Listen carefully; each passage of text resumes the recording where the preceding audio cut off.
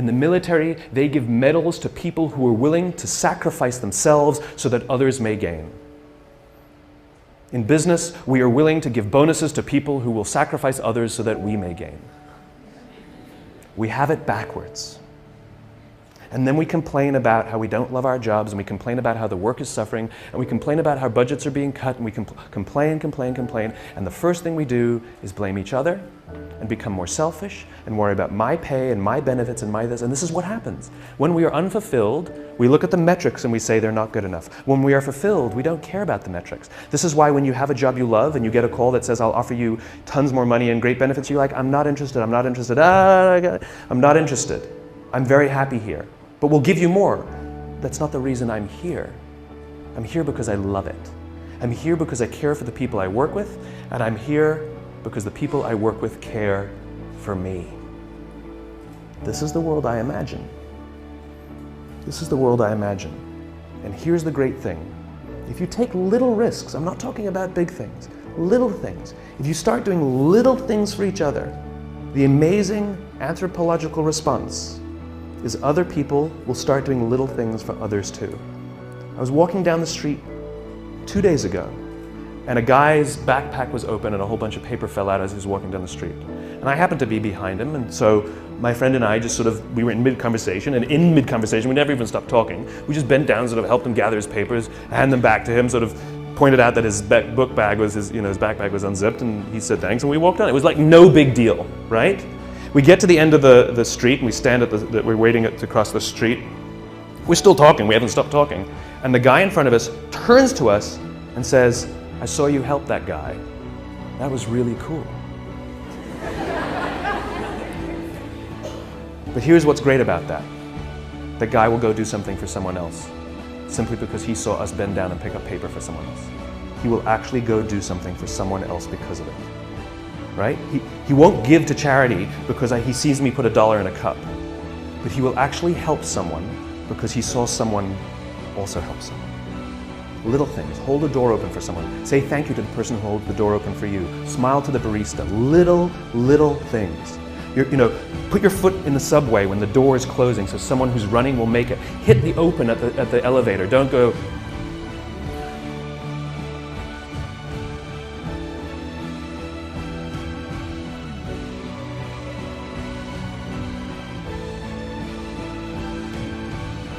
do it.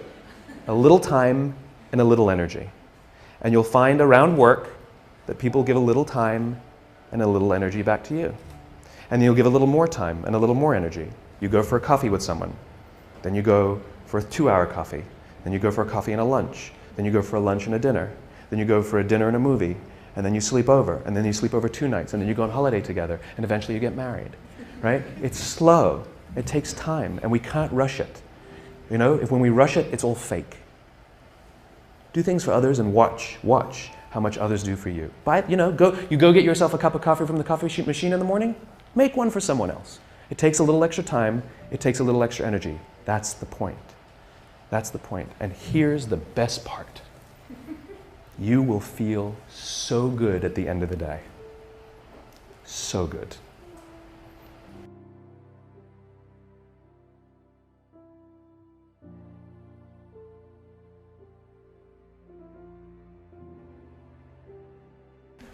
So here's a little issue we have in America today. There are currently about 250,000 people a year who are dying in our hospitals due to preventable deaths. And I'm not talking about negligence, I'm talking about little accidents, right? I'm talking about the doctor in the morning not properly briefing the doctor for the evening.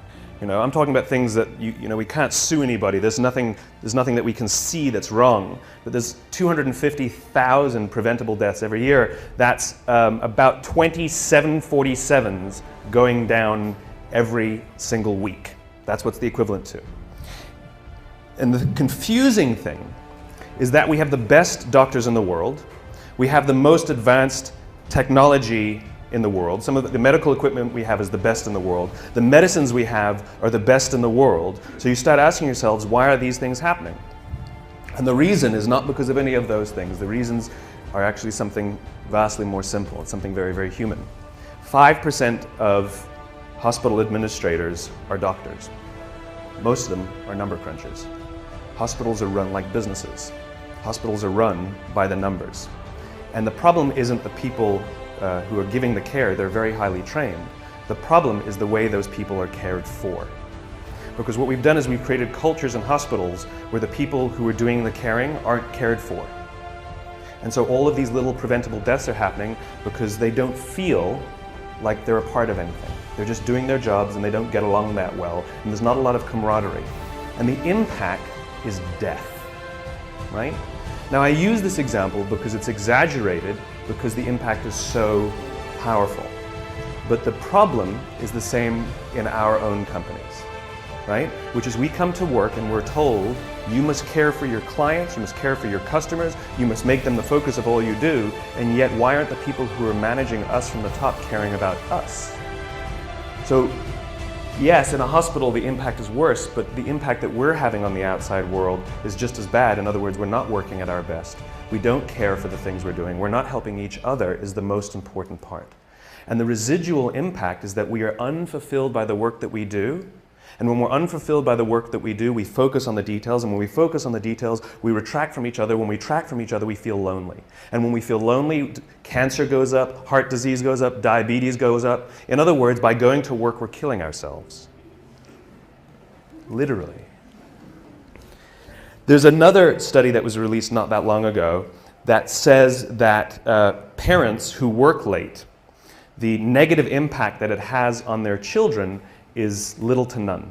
They may feel guilty as parents, but the negative impact that it has on the raising of their children is little to none. However, parents who come home from jobs they hate or don't love, their kids are more likely to be bullies at school. And now you think about the bullying epidemic we have in America, right? Where there's this disturbing number of young children who are killing themselves, suicides, because of bullies. The problem is not the schools, and the problem isn't even the parenting. The problem is the jobs the parents have. This is the importance and this is the power of the work that we do and the places we go to work, right?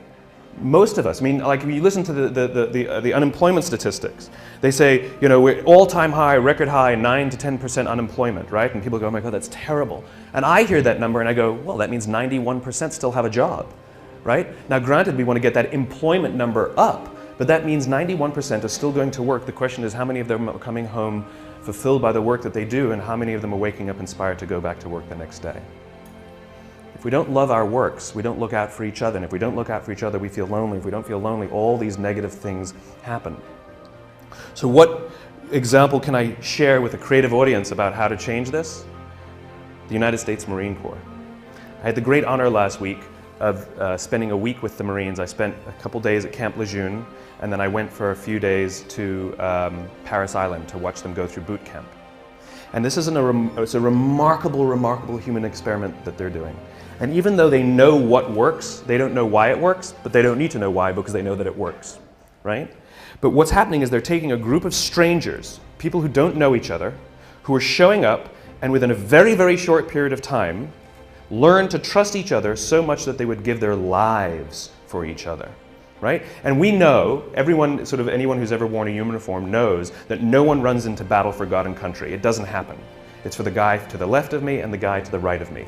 That's the reason they do what they do, right? And these sort of remarkable stories of heroism where people rush into very, very dangerous situations to save others. And they always ask the question, why did you do it? Why would you risk your life? Why would you put yourself at risk for them? And the answer is always the same, because they would do it for me. In other words, what gives them the confidence to put themselves at great risk is the knowledge that someone would do the same for them. We would put ourselves at great risk for our companies if we knew that our companies would put themselves at great risk for us. But they don't. So we don't. Now, one of the things that's remarkable about the Marines, and if you go read, and you know, this is the most, I asked these young, and they're 21, 22 years old, some of these lance corporals, the grunts, you know, the guys, the infantry. I mean, this is the lowest of the low, the ones we actually send into battle, the front lines. And I asked them, are you misunderstood in America? And they said, yes. Unanimously, they all nodded. I said, what do people think of you? And one stood up and says, they think we're baby killers. I said, how does it feel? He says, it hurts. And when I say, well, tell me a story then that captures to you what it means to be a Marine, the feeling you have of being a Marine, tell me a story that captures it. And I expected to hear stories of, I took a hit and somebody saved me, or I ran into a firefight and pulled somebody. I expected these stories of heroism. Not a single story like that came out. Now I'm sure those stories exist, but those aren't the stories they told me that capture what it means to be a Marine.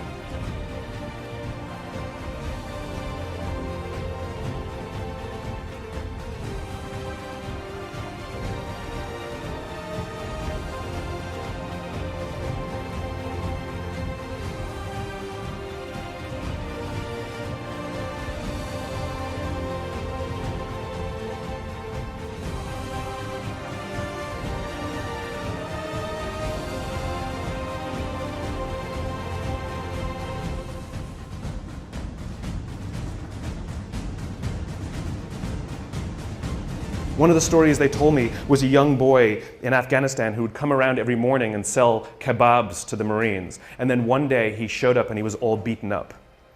And he didn't go to his parents for help and he didn't go to his friends to help. He came to the Marines for help because he trusted them more than anyone else. They told me a story that captured how they feel of a village that had been overrun by the Taliban. And the residents of the village couldn't go home because they would be killed by the Taliban, and so they were just living by the river. The problem was winter was coming. And one of the elders came to the Marines, knocked on the door and said, I need you to come down to the river and kill us. And the Marine said, what are you talking about? He says, if we go back home, we'll be killed by the Taliban, and if we stay out there, we're going to die slow deaths this winter. It's easier if you just come and kill us, please. The Marines overran the Taliban village, pushed the Taliban out. A year later, they went back to this village and people were playing volleyball. These were the stories they told me that capture what it means to be a Marine. They believe in doing good for others, and the fulfillment they get when they put themselves at risk so that others may prevail is overwhelming. This is not unique to the Marine Corps. This is all human beings. The feeling of fulfillment comes from doing something for another. The feeling from fulfillment comes from the exertion of time and energy for someone else. If you are walking to work and you throw a few pennies in a cup, and you come to work and you say to your friends, hey guys, I gave $1 to somebody homeless this morning. What are your friends going to say? Good, right? I gave $20 to somebody homeless. They'd be like, good for you, right? What if you come in the morning and you say, hey, I gave up my Saturday and I went and painted a school in the inner city? People go, whoa, cool, wow, cool. And all of a sudden, not only are they inspired to do something good themselves, but the feeling that you have persists. The amazing thing is that when we do good for others, it actually inspires others to do good for others. This is provided for us primatologically, anthropologically. It's all part of the survival of the species. You know, sex feels good so that we'll do it, so we can procreate and perpetuate the species. But we're social animals, and so we have to provide for the fact that we'll maintain strong bonds and build cultures, right? Because that's what humans do. We're cultural animals. And so when we do good for others and we look out for those in our tribe, we look out for those in our group, it actually feels good. Biologically, it releases oxytocin. This chemical that's released when you do good for others is released, and it makes you feel good. And the amazing thing is the more oxytocin you have in your body, the more you want to do good for others. The problem is we've replaced this feeling, the exertion of time and energy, with digital communications. We've replaced it with headphones. We've replaced it with money, right? Think about the invention of money, right? It used to be, money, it used to be like you go to someone's house, you cook them dinner, and the deal was they'll do the dishes. Time and energy, exchange for time and energy. And someone said, I'll give you an IOU, right? Someone says, I don't feel like doing the dishes, so I'm going to give you an IOU that I promise to do them another day, right? And that's what money is. It is the promise for future goods or services. The promise of future goods and services. In other words, we've replaced our own time and energy with promises for someone else to do it another day, right? In other words, there's no exertion of time and energy. And so the feeling people get is that I did something for you and you did nothing for me. You replaced it with a piece of paper, with an IOU, with a promise for future goods and services. The way we find fulfillment is by doing good for others. So how do the Marines do it? How do you get people to do good for others? We all know this. Intellectually, we know that it's good to do good for others, but why don't we do it then? Why don't we do it? And what the Marines learned is something that I completely did not expect. They can't just yell at these guys to help each other. That's not what happens. There's a few things that they have to do first. So we all have heard of the obstacle course, right? The Marines have a thing called the obstacle course. And this is where they build anaerobic strength and aerobic strength, muscle strength, and it's timed and all of this good stuff. They have another course called the confidence course, and it's never timed. And most of the obstacles on this course cannot be completed by yourself. They must be completed in teams. You have no choice. That's just how it's designed. And what they say is the first 2 weeks of boot camp, everybody's there to outdo each other and prove that they're strong. Just kind of like when we start in a job, we want to show how great we are, we'll work a little harder, we'll do good work, look how good my design is, right? It's all about us and how good we are, right? But they keep putting them in situations where they can't do things by themselves. And what starts to happen very slowly, they said after about 2 weeks, they start cheering for each other. Now they get in trouble when they do, but they start cheering for each other. And then before too long, you see them organically start helping each other. And what happens is if there's one person who's weak and refuses to help the others, or even if there's one person who's strong, I was the star college athlete and they get to the end of every obstacle and they just stand there and wait for everybody to finish and they don't help each other, what starts to happen is organically the group starts to ostracize that person. Organically they get ostracized until they learn that the only way that they will get through this thing, the only way they will survive boot camp, is if they ask for help because they have no option. The problem is, no one will help them until they're willing to help another. It's the deal we have to make. It's called vulnerability and risk. We have to take the risk to make ourselves vulnerable. Yes, you might do something for someone else and they may not do something back for you. That's the risk you run. That's the risk you run. It's not about giving everything to them and sort of huge, big, overwhelming risks. It's about little things and little things. It's like going on a date, right? It's like if I went on a date with somebody, I came home and I said, after one date I said, I'm marrying her. People are like, what are you, nuts? I'd be like, I'm in love. They're like, but this is crazy. I'm like, oh, I know, I'm in love, you know? She feels the same way. We both know it's nuts, right? Now you know that you're gonna be like, go on a couple more dates, right? We know instinctively that the strong bond that needs to be created first takes more than a week, right? We know that, right? But if I've been dating somebody for 7 years and we haven't, married, you'd be like, dude, what is wrong, right? In other words, we know that it takes more than 7 days and we know that it takes less than 7 years. The problem is, we don't know how long it takes. It's somewhere in the middle. All human bonds are the same. Like when you show up at work, when you show up for the first time, when you're new, don't expect that people will look out for you and they won't expect you to look out for them in 7 days. It won't happen. But if you've been working at a job for a few years and you don't have the absolute confidence that if you turn your back you will not get stabbed, you can rely on somebody, you can give them something, nothing will go wrong, you will share the credit, no one will throw you under the bus. If you don't have that in a few years, something's wrong. Something's wrong. I don't know how long it takes, but I know that's more than a week and I know it's less than 7 years. And the Marines fundamentally understand that before anyone is willing to put themselves out for another, they have to have self-confidence.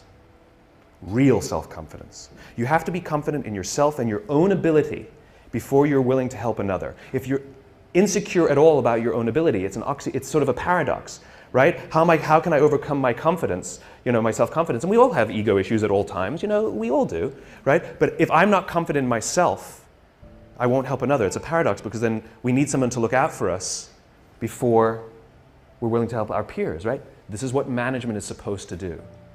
The drill instructors, the school, they're there, our parents, they are there for one reason and one reason only, to help us feel strong and good about ourselves. But look at the way we talk to each other. Look, a budget's been cut. And so what do you get told? I need you guys to do more with less. Right? That's what we're told. Hey guys, I need you guys to do more with less. That's what we're told by our clients, by our bosses, by our parents. This is what we're told, right? That's like your parents telling you when you're young, I know you're stupid, figure it out. Right? You're not as smart as the other kids. What do you want me to do? Right? It's the exact same thing. I need you to do more with less. Right? What we need to be telling people is, I need you to do more with what you have, right? You have capacity, you have strength, you have talent, you have ability. I need you to do more with what you have. We don't celebrate what we've got. We criticize for what we don't have. This is the responsibility of management, to take us under their wing and help us understand our own value to ourselves.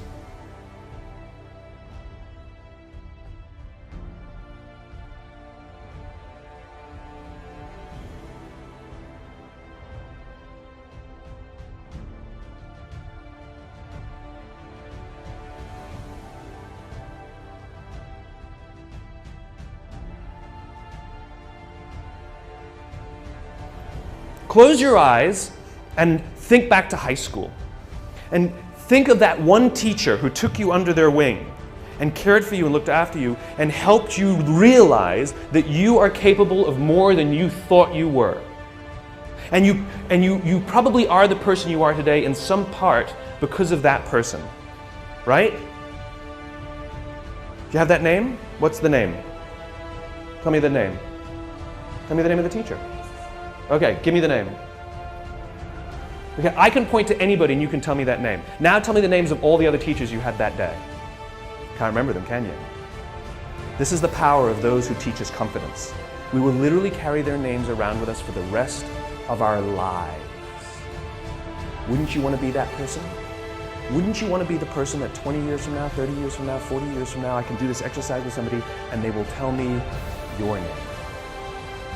This is the power of helping others realize their own strengths. This is what management and leadership is supposed to be doing. They're supposed to be caring for us and helping us realize our own value. And by the way, if you have anybody who reports to you or works for you, your responsibility is not to make them meet the deadline.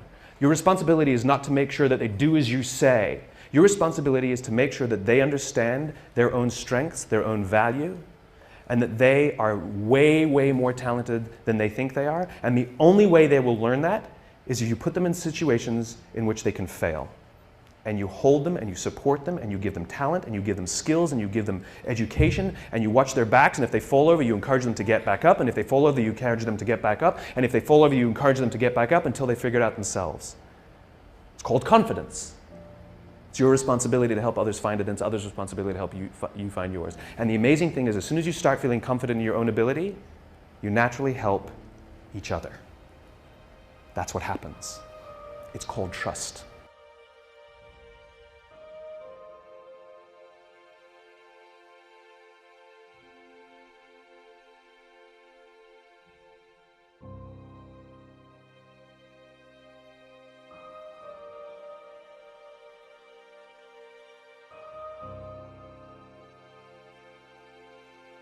You can't twist anybody's arm to do something that they don't want to do.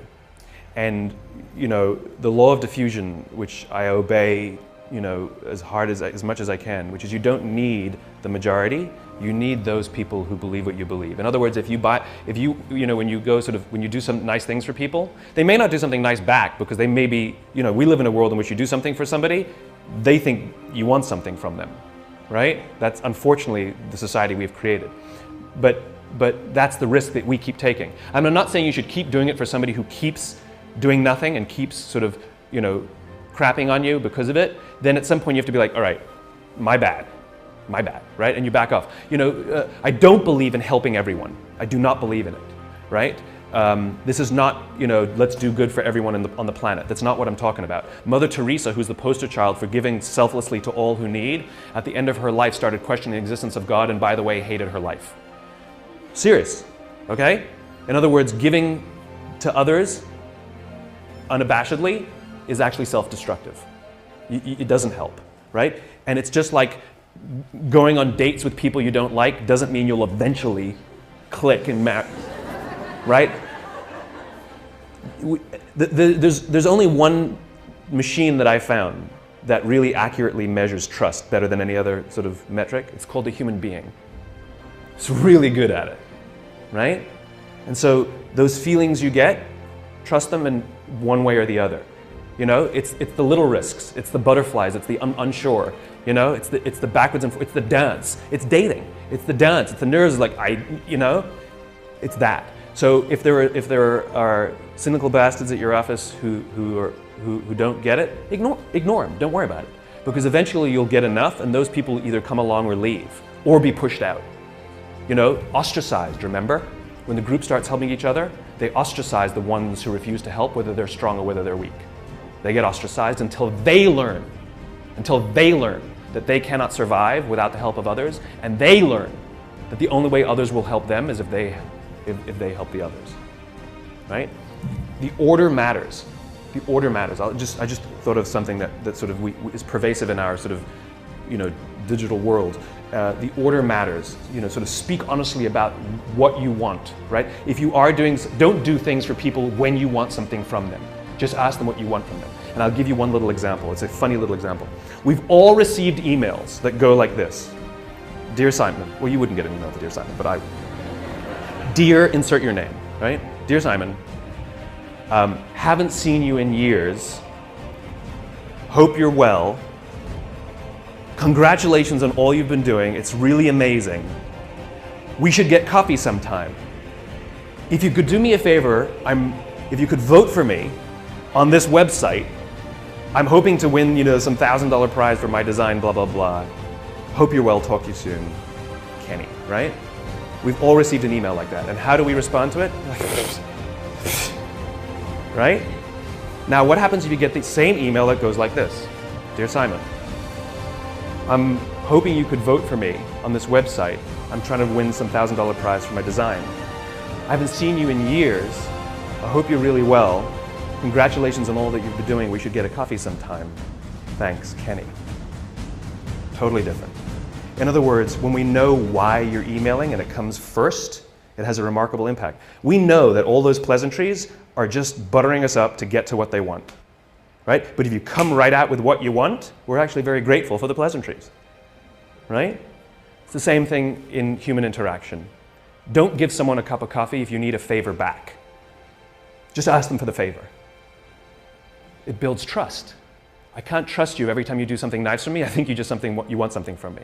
I won't trust you. And this is what companies do to us, right? Well, we did this for you. Why won't you do this for us? That's not how it works. Generosity, bending down to pick up the papers, holding the door open for someone, is expecting nothing in return. Ever. You do not give. This is what happens in new business, right? New business is built on relationships. And so we build the relationship until we're comfortable to ask for the business. In other words, you were only befriending me till the point you felt that I would let down my guard and you could ask me for something. The whole time you were just waiting for that time. It doesn't work that way. If you actually want to build relationships, you build relationships without wanting anything. And that's how you build trust. You want to know why the Marines gave me this incredible access? I mean, literally, they said, Simon, anything you want to see, you got it. Anything you want to do, you got it. You can go. We went past signs that said, no observers, no civilians beyond this point. I'm like, can I take pictures? They're like, go ahead.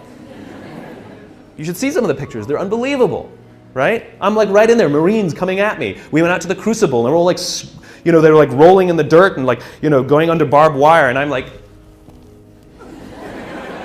I'm not joking either. They're like, unprecedented access that journalists would be jealous of. Do you know why they gave it to me? Because in all the time that I've been visiting with Marines and having meetings with them, I've never asked for anything. I don't want anything, and I don't have anything to sell. I just keep showing up and say, what do you need? How can I help? And at some point they said, when I called them and said, I need a little favor, because they know I haven't been waiting for the favor. It's the time now that I have a little favor. They go, absolutely, whatever you need. It's called human relationships. Companies don't do business with companies. People do business with people.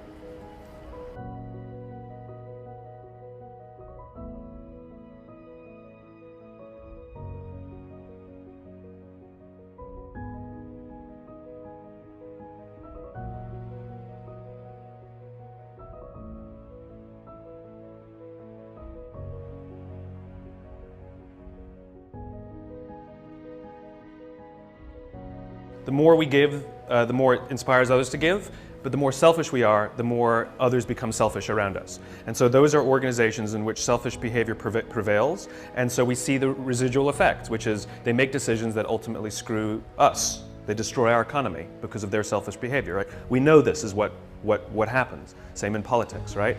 And the answer is, don't worry about it. I know it sounds silly, and I mean, your first question is, do I talk about these things to them? I will talk to anyone who will listen, you know? But I don't talk to people who don't want to listen. The good news is, there are some good eggs, and there are some of them who've had conversions, where they were the bastards who believed in firing people and screwing people to advance their careers, and something happens. I just met a guy recently who was a very senior executive at a very, very large company, and something happened, and he got like hit in the head or something, and he realized, holy cow, I have to look after people, right? And they become obsessed with it, and they start sticking their necks out, and we just need those champions scattered around. And this is what I do. The more I spread this message, the more it's kind of like, you know, in the cartoons, sort of the Hall of Justice, you know, the message goes out and they all sort of like, you know, wherever they are, like, you know, they poke their heads up. It's that kind of thing. The more we talk about it, the more we put it in our work, you know, because don't forget, you're going to help someone who goes home feeling good and their husband or their wife works in the bank. And they're going to talk how much about they love to, and that might inspire that person. You know, it has all of these residual impacts that we don't really know. This is the funny thing about the internet, which is we're so proud of the internet that we can measure everything. No, you can't. You can only measure one layer, right? So for example, you say, Simon, what's the impact you're having? I don't know is the answer, right? I know I know that it'll take more than a week, and I know it'll take 7 years, but I don't know when it's going to happen, and I don't know how it's going to get there, right? All I can do is do it. Right? But I have no clue how or when. And so, for example, I can measure book sales, and I can measure how many hits, and I can measure how many people have watched a TED Talk and all of this, but I can't measure, you know, that TED Talk being shown to a room of 50 people, and one of those 50 people doesn't buy a book, doesn't watch a TED Talk, doesn't do anything, but goes out and does something good for somebody else. I have no way of measuring that. And so we're so proud of the internet and its ability to measure everything, but we're measuring one layer where we used to measure no layers. It's like, you know, this is how people work. It's gossamer, you know, it's networked. And so the answer is, don't worry about them. Don't worry about them. Worry about the people who you can care for, who you can give to, and when we reach a critical mass in society, it will tip, right? And if you don't believe me, the reason it is the way it is now is because it tipped the wrong way. There was no such thing as massive layoffs as business strategy prior to in the 1980s. It just wasn't done. It was done here and there, but it wasn't strategy. The idea of using layoffs to balance the books is a relatively new phenomenon that came for the increase of selfishness in the Gordon Gekko greed is good 1980s boom, right? This was also the same exact period, the 1980s, where the theory of shareholder value was put forwards, right? Because they had all of these people buying large companies and installing professional managers to run the companies that they bought, that they invested in, and they had a problem, which is those professional managers were paid for by the company, and those professional managers cared for the employees and the customers. And so the investors said, how do we protect our investments? We've got an idea. We're going to give them equity in the company and bonus them based on the performance, right? And so the shift happened where the CEOs started caring more about the investors and stopped caring about the customers and the employees. Those were theories introduced by some Harvard professor in the 1980s. We can push it back the other way, right? We can push it back the other way. But we just have to, and there was just the other day, which company was it? One of the large banks where the shareholder, Citibank. Yeah, Citibank. The shareholders voted, majority shareholders voted against a fat pay package. That's unprecedented. It has never happened, even in hard times, even when the company's doing this. The shareholders it's just sort of a cursory thing where they approve the $15 million bonus for the CEO. They voted against it. It's non-binding, but it sends a shot across the bow saying shareholders now want you to be bonused if you do something good for others. Even if the others is us. Right? The point is that it's starting to crack. And so let's just stick our finger in the crack. You know? Make sure that it keeps cracking. It swung one way, we can swing it back.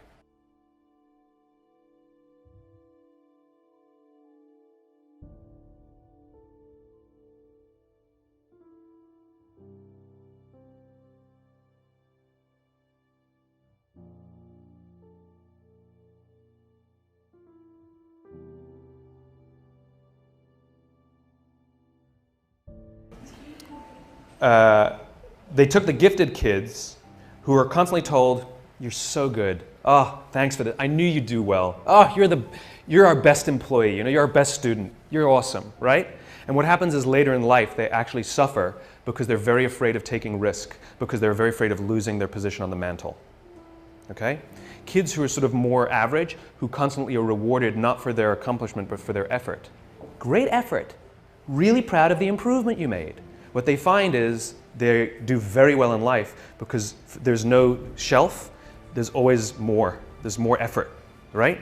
And so you want to reward and acknowledge effort, even if they don't hit the goal, it's the delta. But at the same time, if it goes backwards, you'd be like, dude, what's going on? It's like we shouldn't be giving ribbons for everyone who competes, right? Because what we're teaching people is, if you do nothing, you get a medal, right? And the funny thing is we're creating a generation that's feeling very hollow and it's feeling, this sense of entitlement that people complain about Gen Y. The entitlement is, I don't feel like I've accomplished anything. And the funny thing is about human beings is the way we feel accomplished is when we exert energy and time and reach a destination, right? And the more energy and time that we have to suffer through, especially if we suffer together and we get somewhere, it is overwhelming. Think about the best jobs you've ever worked on. Was it the best design? Was it the best results that the company had because of your project? Or was it an absolute hell project that you worked together and you came out at the other end and that you got it done at the deadline and you're like, that was amazing. It was the hell projects. It was the things that we had to go out of our ways more, do things for each other, right? Things we weren't thinking of doing. I was wrapping packages. I was doing stuff that designers aren't supposed to do. This is what produces that, right? And so the thing is about measurement and destination reward. Imagine we're standing in a big empty room, right? And we're standing in one corner and I give you a simple instruction. I want you to go to that corner in a straight line, right? Off you go, no big deal, right? Without telling you, I slip a chair in front of you. What do? You go around the chair. Now you just disobeyed what I told you to do. I told you to go to that corner straight line.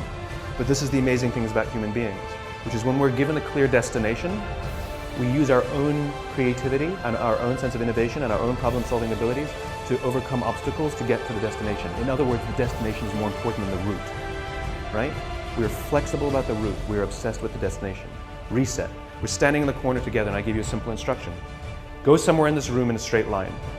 And you say to me, well, where do you want me to go? I'm like, I don't know. You're smart, figure it out. Go in a straight line. And so you pick a point and you start walking. And without telling you, I put a chair in front of you. And what do? You come to a grinding halt. And I say, what did you stop for? You go, well, you put a chair in front of me. Or you'll make a sudden turn and go in another direction, right? And this is the problem. It's the same obstacle. The difference is when you have a clear destination, the obstacles become easy to overcome. When you don't have a clear destination, you keep coming to a grinding halt. And what we do in our companies is we're counting the steps we're taking along the route, but we're never looking at the destination, right? So a company says, made $1 million this year, we were only planning on making 800,000. Like we took 10 steps, we're only planning on taking 8. Where are you going? No clue, right? We count the steps. And so the point is that people want to feel that the effort that they're exerting actually are moving somewhere. And so successful measurement, successful recognition is not just for the steps you take. It's not just for the effort. It's that the effort you exerted moved us closer to where we're trying to get to. And that get to should be some crazy ideal. My ideal is to live in a world in which the vast majority of people wake up every single morning, inspired to go to work and fulfilled by the work that they do. And the couple of measurements that I use are if the book is selling, and by the way, people ask me, how many have you sold? I have no clue. I've never asked the publisher because I don't care.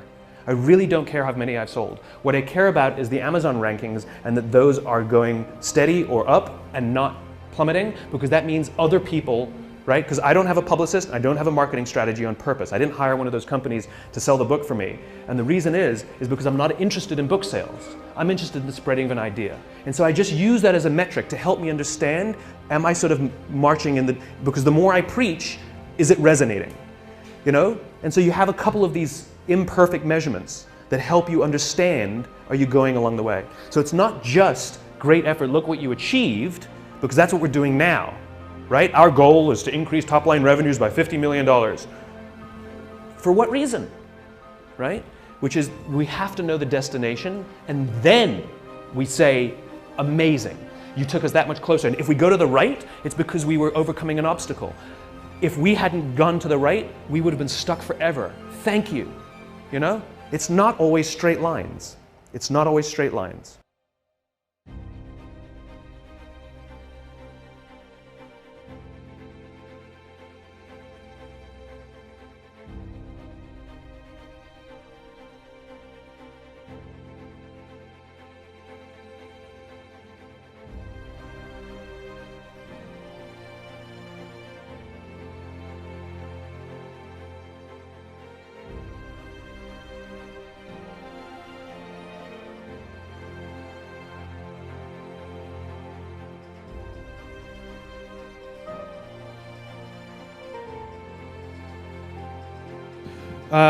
So I thought I'd share with you some new stuff that I'm working on, because it's fun. And then we'll spend most of the time just doing Q&A, because that's also fun. So I'm working on a new book, and I've recently become completely smitten by game theory, specifically finite and infinite games. In game theory, there are two types of games, finite and infinite games. A finite game is defined as known players, fixed rules, and an agreed upon objective, like baseball. We all agree to the rules, we all agree that whoever has more runs at the end of 9 innings is the winner, and the game ends and we all go home. Nobody ever says, if we can just play 3 more innings, I know we can come back from this deficit. It doesn't happen that way. An infinite game is defined as known and unknown players. The rules are changeable, and the objective is to keep the game in play, to perpetuate the game. When you pit a finite player versus a finite player, the system is stable. Baseball is stable. When you pit an infinite player versus an infinite player, the system is also stable. Like the Cold War was stable because there cannot be a winner and there cannot be a loser, so we just try and keep the game in play. And in infinite games, because there are no winners and losers, what happens is players drop out of the game when they run out of the will or the resources to continue to play, right? So technically, the United States didn't win the Cold War. The Soviets dropped out because they ran out of the resources of the will to continue to play. Problems arise, however, when you pit a finite player versus an infinite player, because one is playing to win and the other one is playing to keep playing, right? So invariably, what happens is the finite player will always find themselves in quagmire. So this was the United States in Vietnam. The United States was fighting to win, and the North Vietnamese were fighting to survive. Very different set of standards. This was the Soviet Union in Afghanistan. The Soviets were fighting to beat the Mujahideen, and the Mujahideen would fight for as long as is necessary. And invariably what happens is the finite player will find themselves in quagmire until they drop out of the game and leave the game because they run out of the will or the resources to stay in the game, right? So this gets me thinking. Let's look at business. The game of business is an infinite game, right? It obeys all the rules. There are known and unknown players. You don't know all the competitors necessarily in one industry to another. The rules are changeable. We haven't all agreed what the rules are. And there is no winning the game of business, right? The game just perpetuates. In fact, the game of business has existed longer than every single company on the planet today, and it will outlast every single company on the planet today. If you look at the Dow Index of 30-something odd companies that make up the Dow Index, something like 70 or 80% of those companies are 35 years or younger, right? So it gets me thinking, if you listen to the language that companies use, they don't know what game they're in. They talk about being number one. Talk about beating their competition based on what agreed upon criteria, based on what agreed upon time frame. Is it market share? Is it profits? Is it revenues? Square footage, number of employees? Over what? 1 month, 5 months, 6 months, a year, 5 years, 10 years, the life of the company? I haven't agreed to those rules. And so companies can arbitrarily declare themselves number one in anything they want if they set the standards and the time frames. And the only reason we do these things on an annualized basis, we tend to compare ourselves to other organizations annually, is only because we pay taxes annually. If we pay taxes every 18 months, that would be sort of the standard. But again, we still haven't agreed what the metrics are to be number one. That means the companies that are playing the infinite game are playing against most of the others who are playing the finite game, means those finite companies find themselves in quagmire. Almost every single bankruptcy, not almost every single bankruptcy is a company that's run out of the will or the resources to play. They drop out of the game. The game will persist. Another company will fill their space. It's not like the business stops or the industry ends. And the companies that are playing the infinite game will frustrate those finite players, which I absolutely adore. So I spoke at an education summit for Microsoft. I also spoke at an education summit for Apple. Now, I would say about 70 to 80% of the executives at Microsoft spent about 70 to 80% of their PowerPoints talking about how to beat Apple. At the Apple Summit, 100% of the executives spent 100% of their presentations talking about how to help teachers teach and how to help students learn. One was obsessed with their journey, with their vision, with their cause. The other one was obsessed with their competition. Guess who's stuck in quagmire? Guess who's frustrated by their competition? So at the end of my talk at Microsoft, they gave me a gift. They gave me the new Zune when it was a thing. And I have to tell you, this was one of the most remarkable, beautiful pieces of technology I've ever used. The UI was gorgeous. The design of the actual hardware was beautiful. It was logical in the way I could use it. It was intuitive. It was absolutely fantastic. Now, it didn't work with iTunes, which means I couldn't use it. That's a different problem altogether. But this was a magical piece of technology. So at the end of my talk at Apple, I'm sharing a cab with one of the senior Apple executives, sort of an employee number 12 kind of guy, and I decide to stir the pot. So I turn to him and I say, you know, I spoke at Microsoft and they gave me the new Zune, and it is so much better than your iPod Touch. And he turns to me and he says, I have no doubt. Conversation over. Because the infinite player understands sometimes your product is better and sometimes it's not. Sometimes you're ahead and sometimes you're behind. The goal is not to beat your competitor. The goal is to outlast your competitor. What you find is that the infinite players don't actually compete against their competition. They compete against themselves. The finite players are the ones who wake up every day trying to beat somebody else. The infinite players are the ones who say, how can we be a better version of ourselves? How can we advance our metrics? How can we make our products more refined, more beautiful than they were last week? It's totally fine to study our competition tactically. There's nothing wrong with knowing what our competitors are doing. But the number of companies that study their competition strategically blows my mind. They look at what their competition is doing, and they make sudden, sharp left and right turns to change the course of their company based on the movement of their competition. That's the point. That's what wastes resources. The constant changing of your mind, the constant going in this direction or that direction based on the wind of your competition, assuming that they know what they're doing. I find that fascinating. And the number of companies that play finite is the vast, vast, vast majority.